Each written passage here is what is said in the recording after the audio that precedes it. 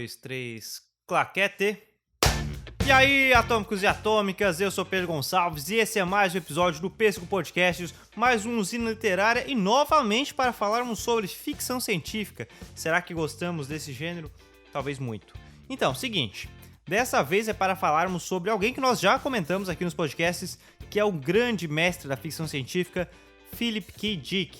Está aqui sobre o tempo desconjuntado, mas nós já temos um programa aqui sobre a diferença do livro de Philip K. Dick, Blade Runner, Android Sonho com Ovelhas Elétricas, para o filme de Ridley Scott, que foi ter a sua versão do diretor lançado só 20 anos depois. E tá aqui a versão do diretor. Quem tem interesse em saber as diferenças entre Blade Runner filme e Blade Runner livro de Philip K. Dick, pode procurar aqui nos episódios do podcast. Para quem tá no YouTube, não tinha vídeo ainda, mas todo episódio vinha em áudio aqui para o YouTube. Então pode procurar, que tá um episódio bem explicativo, bem interessante sobre as diferenças livros e filmes. Mas falando sobre o Tempo Desconjuntado, livro de 1959, fantástico livro. Ele foi precursor de muitos livros e filmes utilizando sobre solipsismo, já vou explicar o que é isso.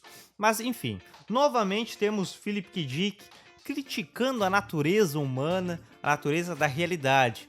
E é o que eu sempre falo, a questão também até sobre Black Mirror, falarei isso aqui num dos podcasts, mas é que ele não fala sobre a tecnologia. Assim como Black Mirror, a ideia não é falar sobre tecnologia, é falar sobre como a natureza humana utiliza da tecnologia, como nós utilizamos isso, seja para positivo ou negativamente, enfim. Volta ele aqui a criticar a natureza humana e de uma forma muito interessante. Por quê?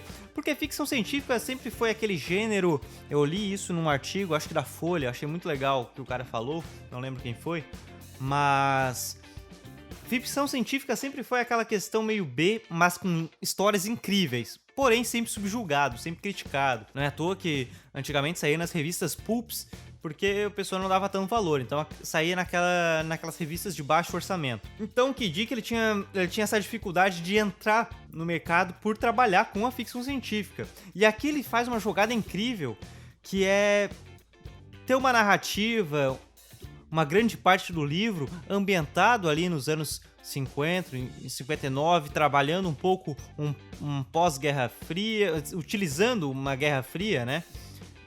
Entre aspas, não seria isso, mas enfim, ele consegue ambientar como se fosse uma novela, uma coisa mais casual, até então colocar a ideia que ele gostaria.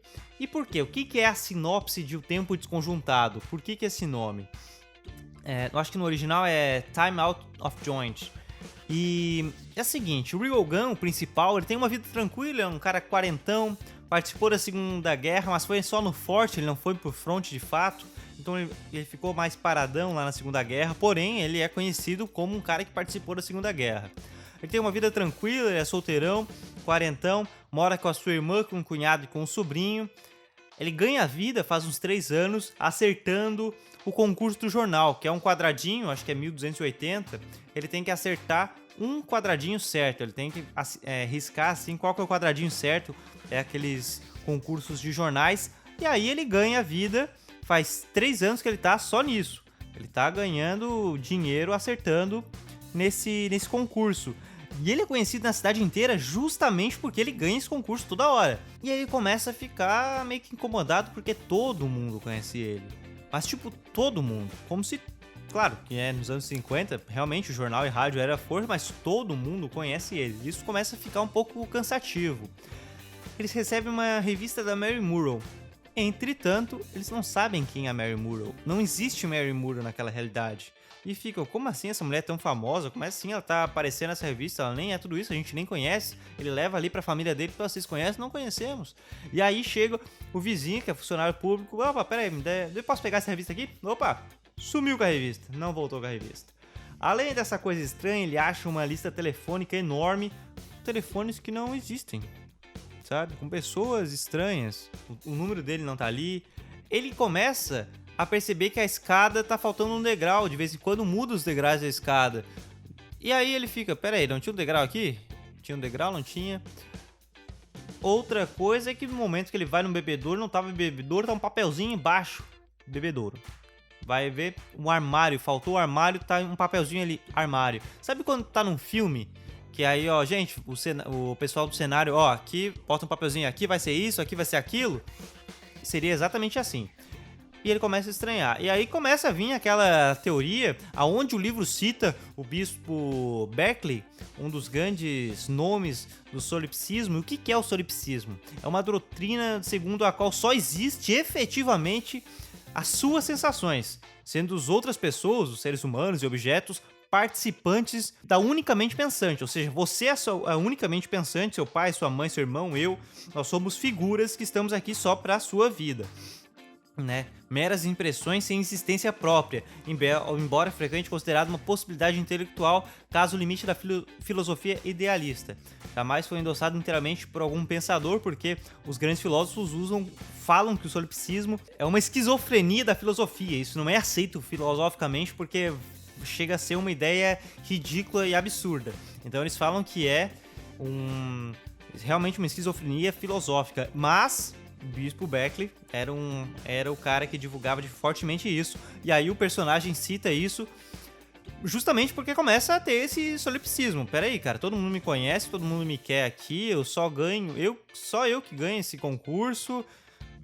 Parece que a vida é feita pra mim, sabe? E aí, como esse livro é realmente um precursor também dessa ideia, ele inspirou muitas coisas a trabalharem a ideia do solipsismo, sabe?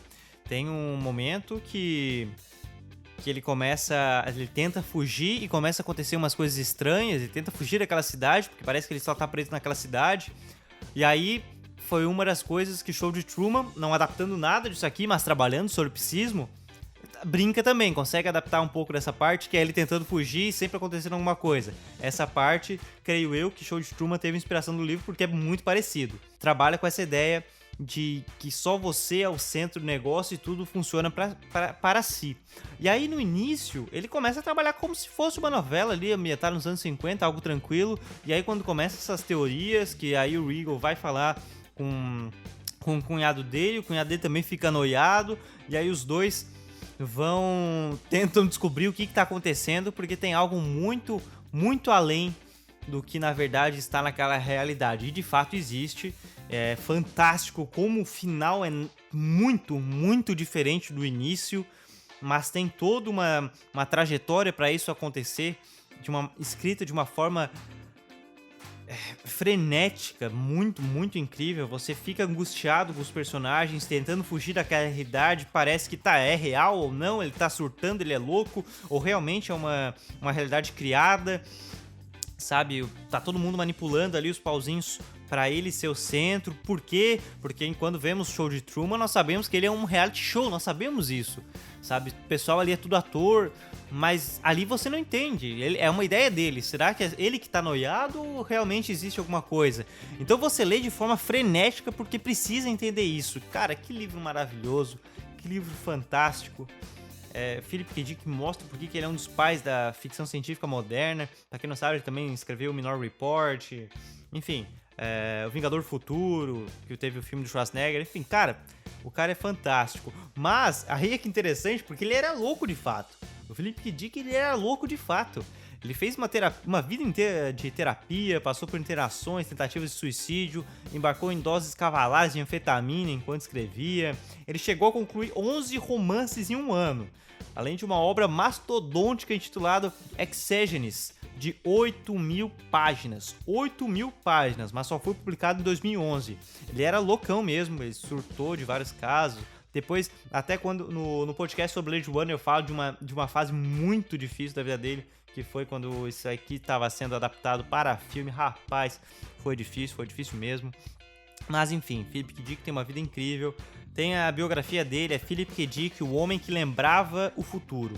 O título é perfeito porque combina com ele, porque como eu já comentei também em outros podcasts, ele escreve de uma forma que ele fala do futuro não, sei lá, é única, é ímpar o jeito que ele escreve, porque não parece que ele tá imaginando, nem parece que ele sabe narrar em terceira pessoa. Parece que ele vivenciou e ele tá falando como se ele... Assim, ó, é como se tu perguntasse pra mim, Pedro, como é que foi o trabalho? Cara, o trabalho foi o seguinte, eu passei lá, cheguei na mesa, falei com a fulana, falei com a ciclana, fui lá, peguei uma aguinha, mas tu acredita que aconteceu aquilo ali? A gente teve que fazer uma jogada de marketing. É assim, ele fala numa naturalidade que parece que ele vivenciou aquilo, então não chega a ser simples demais o jeito que ele escreve, mas chega a ser absurdo a naturalidade com que ele fala aquilo ali. E é incrível, é realmente incrível, vale a pena. E o Tempo Desconjuntado chega mostrando a vida de Regal Gunn. E, cara, tem uma reviravolta, dá vontade de soltar spoiler aqui, porque, meu Deus, que livro incrível, vale a pena. Se você ficou interessado, pesquisa a sinopse, pesquisa um pouco mais sobre, porque esse livro é de uma importância tão grande também para ficção científica moderna, para a questão de brincadeiras da realidade, brincar com a realidade, a questão de utilizar a ficção científica com solipsismo, tá aqui, ó, Tempo Desconjuntado é uma ideia ótima. E se você gosta do Show de Truman, mesmo que não seja uma adaptação, mas fala essa ideia de uma realidade, né, controlada, leia esse livro, pesquise, porque vale muito a pena, tá bom? Ó, encadernação tá linda, capa em alto relevo da editora Suma. As capas da editora Suma são incríveis, como eu já venho falando aqui há um bom tempo, né? Nós falamos aqui também das encadernações de Stephen King, que é um outro louco que escreve 50 mil coisas por ano, mas enfim, não chega nesse nível, né? Do Philip K. Dick. Mas as encadernações são lindas, cara, tá lindo, a tradução tá maravilhosa, a tradução do Braulio Tavares também, que fez a mesma tradução da Máquina do Tempo. A editora Suma tá de parabéns. E vou deixar um link promocional, você que tá interessado, vou deixar um link promocional aqui da Amazon para você comprar. Às vezes tem promoção, às vezes tem desconto, e eu, claro, vou deixar o link para você aqui embaixo, porque nós queremos que você consuma e ajude sempre, né? Maravilhosa leitura. Enfim, espero que vocês tenham gostado desse episódio. Foi muito prazeroso, como eu falei, dá vontade de soltar spoiler, mas não vou fazer isso com vocês.